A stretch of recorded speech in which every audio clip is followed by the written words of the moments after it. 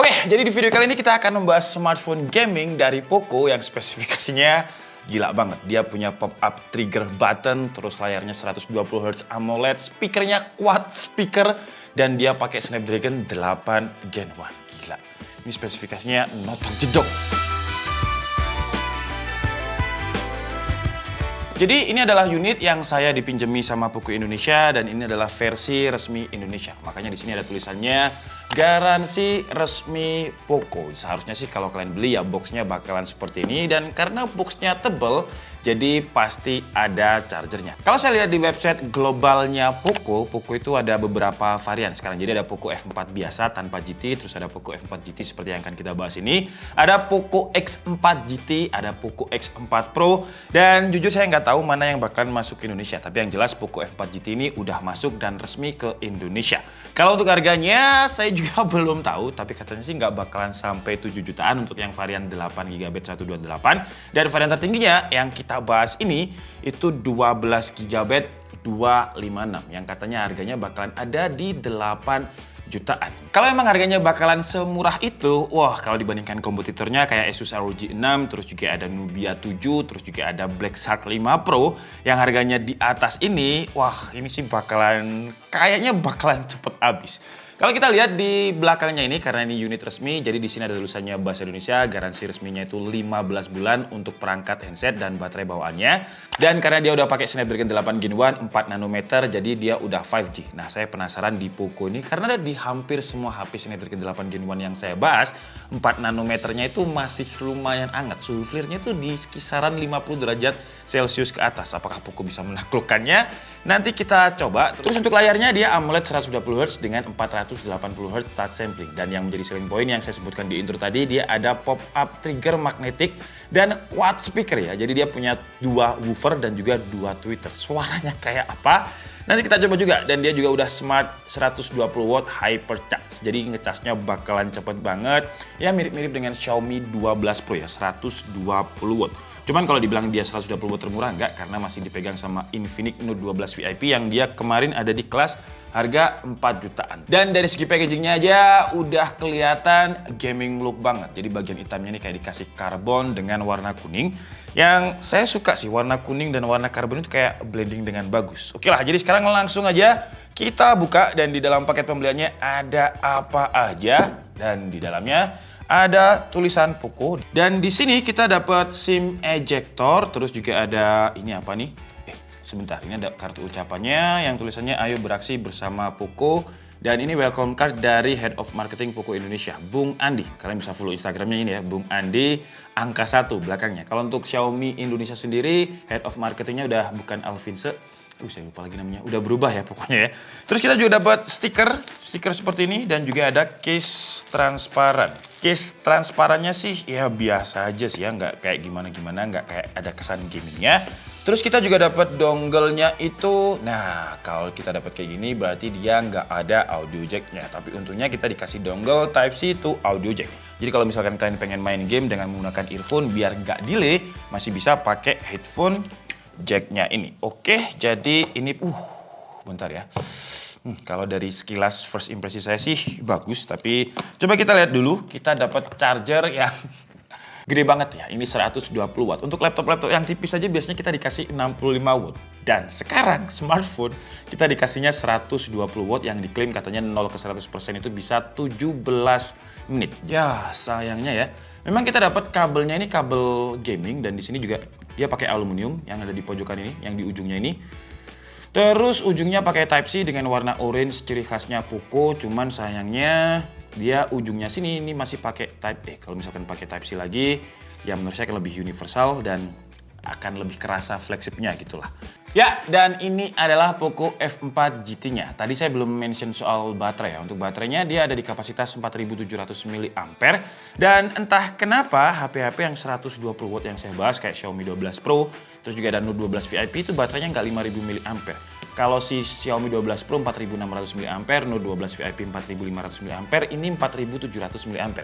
Jadi dia yang paling tinggi kapasitasnya ketimbang ketiganya yang pakai 120 watt yang pernah saya bahas. Dan coba kita lihat untuk desainnya, wah gila ya. Kuningnya ini kalau misalkan kita lihat langsung itu bagus loh. Entah di kamera nanti kelihatannya seperti apa ya, karena beda color game mode juga. Tapi kalau misalkan kita lihat langsung, kuningnya ini bagus. Terus perpaduannya ada warna oranye, terus di sini juga ada hitam yang kayak bertekstur karbon gitu. Kuningnya ini mengingatkan saya kayak Son Goku di Dragon Ball ketika dia berubah menjadi Super Saiyan. Ini kita copot dulu aja biar kuningnya itu lebih kerasa. Wah, jadi kira-kira seperti ini untuk desainnya. Cakep sih ini. Kalau untuk varian warnanya di website globalnya Poco dia ada 3. Jadi ada Cyber Yellow seperti yang kita bahas ini, terus juga ada Night Silver, terus juga ada Steel Black. Entah mana nanti yang bakalan masuk ke Indonesia, tapi yang jelas untuk warna silver dan juga black itu udah biasa banget. Kalau misalkan kalian pengen tampil beda, menurut saya harus pilih yang Cyber Yellow ini karena kuningnya ini keren banget. Naik ke atas dia ada kamera yang bingkainya ini juga unik, terlihat gaming look banget sesuai dengan tekstur yang ada di sini. Jadi dia punya triple konfigurasi kamera, main kameranya 64 megapiksel, ultra wide-nya 8 megapiksel dengan kamera makro 2 megapiksel. Dan kalau kita perhatikan bagian flash-nya ini ya dibikin kayak lightning gitu ya, kayak petir. Jadi kesan gamingnya itu dapat.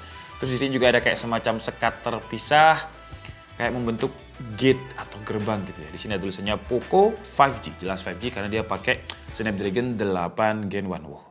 Ini teksturnya juga bergaris-garis kalau misalkan kita gesek-gesek seperti ini. Kalau kita pegang enak kalau misalkan kita pegang. Di bagian sini dia ada magnetic pop-up triggernya tadi. Jadi kalau misalkan kita pengen nggak pakai tinggal tarik ke bawah, kalau mau pakai tinggal di slide ke atas. Coba saya tekan dulu untuk feel tactile-nya. Feel tactile-nya ini kerasa mahalnya, kerasa enaknya. Coba kalian dengarkan ya. Jadi feel tombolnya itu kerasa banget. Terus kalau misalkan kita nggak pengen kepencet-pencet, tinggal di slide lagi aja biar dia nutup. Terus di sini juga ada tombol power sambil coba kita nyalakan ya. Nanti sambil kita install beberapa aplikasi. Terus di sini ada 2 garis untuk WiFi. Antena di bagian atasnya ada speaker, wifi antena lagi, mic, dan masih ada infrared blaster. Nah ini cocok buat saya karena remote AC di rumah saya itu sering banget hilang. Terus untuk SIM tray-nya ini sayangnya dia nggak bisa di-expand lagi ya untuk MMC-nya, jadi cuman bisa untuk dual SIM. Tapi 256 ya harusnya sih cukup sih. Terus di sini juga ada volume up and down dan di sini ada tulisannya mic, jadi jelas ini mic. Di bagian bawah ada Type-C dan juga ada speaker lagi. Ya, seperti dugaan kita di awal karena kita dapatnya USB-C to audio jack, jadi audio jack-nya nggak ada. Ya, jadi Poco F4 GT-nya udah selesai kita instalasi untuk hands-on dan bagian depannya kira-kira seperti ini. Wah, frame-nya ini tipis banget di keempat sisinya. Terus untuk kamera depannya, dia dot display seperti ini dengan resolusinya itu 20 megapiksel. Dengan sensornya Sony, kalau untuk kamera depannya dia AMX596, tapi kalau untuk 64 megapiksel mini-nya tadi AMX696. Kayak apa kameranya nanti kita coba, tapi sekarang saya mau cobain dulu untuk performanya si Poco F4 GT ini menggunakan Snapdragon 8 Gen 1. Apakah dia bisa mengalahkan kehebatan 8 Gen 1? Dia nggak throttling, langsung aja kita coba untuk Antutunya dulu. Dan hasilnya di Antutu dia skornya itu hampir 1 juta ya. Perlu diingat ini yang varian 12 GB. Jadi skornya itu 979.199, hampir 1 juta. Di Geekbench single core-nya dia dapat 1247 dengan multicore-nya 3646. Memang kalau dari angka dia tinggi, tapi gimana untuk stability test-nya? Karena dari hampir semua Snapdragon 8 Gen 1 yang saya bahas, dia biasanya throttle. Dan hasilnya bisa kalian lihat di sini ya. Ini saya nggak pakai fan grip, terus si Poco F4 GT ini juga nggak kayak Nubia Re 7 atau Asus ROG 6 yang dia ada built-in atau ada kipas di dalamnya. Jadi kalau misalkan kalian pengen performa yang lebih, ya harusnya pakai fan grip, dan nanti di reviewnya akan kita bahas gimana performanya kalau misalkan pakai fan grip. Di unboxingnya ini kita bahas defaultnya dulu, dan seperti yang kalian lihat performanya itu dia stabil sih ya. Stabilnya tapi di 60%. Oren, ya kalau dibilang stabil, stabil ya. Stabil di 60%. Terus di Wildlife Extreme Stress Test kita loop sebanyak 20 kali, stability-nya juga 45,7% aja, di bawah 50%. Kalau untuk skor lainnya, kalian bisa lihat langsung di sini. Untuk lainnya sih max out ya. Untuk Wildlife Stress Test dia lebih tinggi, 54,5%, tapi menurut saya sih kalau dibilang dia mampu untuk mengalahkan kehebatan Snapdragon 8 Gen 1, belum. Cuman apalah artinya benchmark sintetis, jadi sekarang langsung aja kita coba Poco F4 GT ini untuk tes game, apakah performanya juga throttle. Di PUBG Mobile dia dapat settingannya itu smooth extreme yang seharusnya bisa stabil di 60 fps, tapi sekitar setengah jam main aja kalau kalian lihat chart di bagian atas itu FPS-nya jadi turun ke 50 fps. Padahal kalau kita ngomongin chipset Snapdragon 778G dia bisa stabil di 60 fps. Ya karena Snapdragon 8 Gen 1 ini terlalu powerful dan belum ada cooling yang bisa menaklukkan dia, jadi kalau panas dia throttle dan akhirnya drop FPS di 50-an fps. Nanti di tes reviewnya akan kita coba pakai fan grid.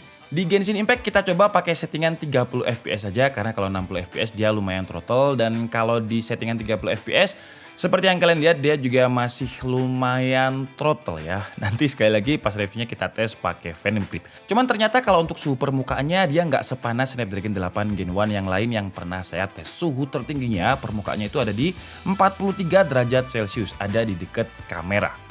Dan saya belum sempat mention untuk vibration motor feedbacknya ini enak banget, kelas flagship banget.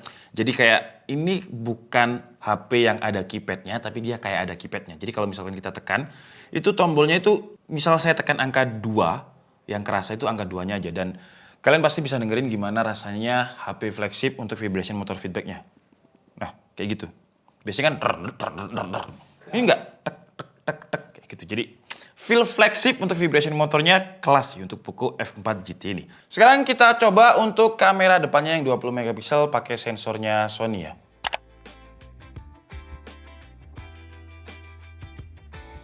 Dan untuk videonya mungkin kita coba di luar aja ya. Untuk videonya kita sayangnya dia masih ada di 1080p 60 fps. Jadi nggak bisa 4K kalau untuk videonya. Kalau untuk kamera belakangnya dia bisa 4K 60 fps, tapi gimana hasilnya, apakah stabil? Langsung aja kita coba di luar.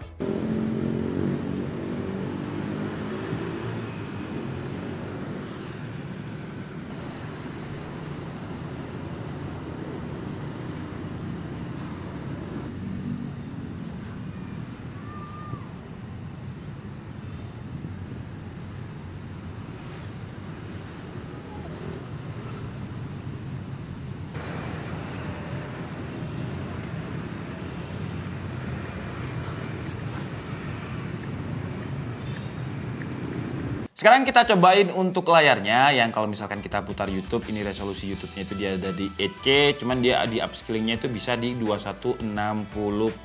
Dan untuk layarnya sih, wah ini kalau misalkan saya bacakan spesifikasinya keterlaluan sih ya, karena spesifikasinya GG banget untuk layarnya. Jadi dia resolusinya ada di Full HD+, aspek rasionya 20:9. Untuk brightness-nya sih nggak terlalu tinggi, sebenarnya dia ada di peak itu 800 nits, banyak HP yang bisa sampai 1000 nits. Tapi kalau kita lihat ya layarnya ini belum paling mentok. Coba saya mentokkan dulu untuk brightness-nya, matikan dulu untuk, gila ya. Ini kalau misalkan saya tembakkan ke layar, tuh, kita masih bisa melihatnya dengan sangat-sangat jelas. Untuk kontras rasionya dia juga punya gede banget, 5 juta banding 1, dia ada HDR10 Plus juga. Terus seperti biasa, Xiaomi dia ada Sunlight Mode, Reading Mode, dan juga dia sudah memiliki sertifikasi dari Display A+ ya. Jadi kalau kalian tanya apakah layarnya bagus, ya kalau misalkan saya lihat secara langsung sih ini bagus banget, apalagi layarnya ini juga kerasa solid. Kenapa dia solid? Karena dia diproteksi sama Corning Gorilla Glass Victus. Jadi warnanya ini hijaunya itu hijau-hijau khas yang pop up gitu, vivid gitu. Jadi kelihatan seger banget untuk warnanya. Dan untuk suaranya, entah kenapa saya ekspresi kayak gitu tadi, karena kalau misalkan volumenya ini saya tahan ke atas, itu ada vibration motor feedbacknya juga yang kayak dia menandakan kalau volumenya itu lagi di atas, lagi proses ke atas gitu. Dan feel-nya enak banget. Sekali lagi untuk vibration motor feedback-nya, ini sih enak banget ya. Sekalian kita coba untuk lagu aja deh ya. Kalau misalkan kita lagu, suaranya kira-kira seperti ini. Jadi woofernya 2, tweeternya 2. Bentar, ini belum bagian bassnya nih. Belum bagian bassnya. Agak cepetin deh. Belum.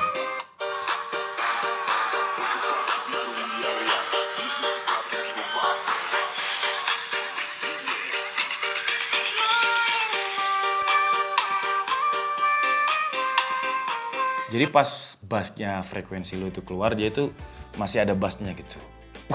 Ini untuk sekelas HP, suaranya sih menurut saya udah imersif ya, karena memang dia quad speaker. Dan dengan video toolbox yang saya sebutkan tadi, kalau misalkan kalian nggak YouTube Premium, tinggal di slide aja, terus tinggal tekan seperti ini. Jadi walaupun kalian YouTube-nya nggak premium, dia akan lock screen dan YouTube-nya masih nyala. Ya. Seperti itu. Dan untungnya dengan layar yang sebagus tadi, untuk Netflix-nya dia udah dapat security wideband L1. Jadi udah bisa nonton konten Full HD, dia juga support dengan HDR10 dan juga hardware codec-nya. Seperti ini, kalian bisa baca. Sekarang kita coba buktikan apakah klaim dari Poco itu benar 0 ke 100% sekitar 17 menit. Dan di sini, wah tapi kita startnya mulai 10% ya, nggak apa-apa deh. Jadi 10% itu jam 12 kurang 7 dan 100%-nya dia ada di jam 1 lebih 12. Jadi sekitar 15 menit berarti ya. Iya, sekitar 15 menit dari 10 ke 100%. Gila ya. Gila, ini ngecasnya cepet banget. Terus kalau untuk OS-nya dia pakai MIUI version 13.0.4 yang ketika saya cek tadi udah nggak ada updatean lagi. Base-nya on Android 12. Kalau untuk Essence Center-nya ya masih sama ya dengan MIUI 13. Kalau kalian tanya NFC udah jelas di sini nyala NFC-nya. Jadi mungkin cukup segitu aja ya untuk unboxing dan juga hands-on. Nanti untuk full review-nya kita bahas di next video. First impresi saya untuk si Poco F4 GT ini dari segi desain saya suka. Kayak ala-ala Naruto, ala-ala Dragon Ball juga warnanya ini ya. Kuning dan juga orange seperti ini. Tapi kekurangannya menurut saya kalau misalkan kita comparekan dengan HP gaming lain kayak Asus ROG, Nubia, dia nggak ada kipas yang attach atau kipas yang built-in gitu, nggak ada.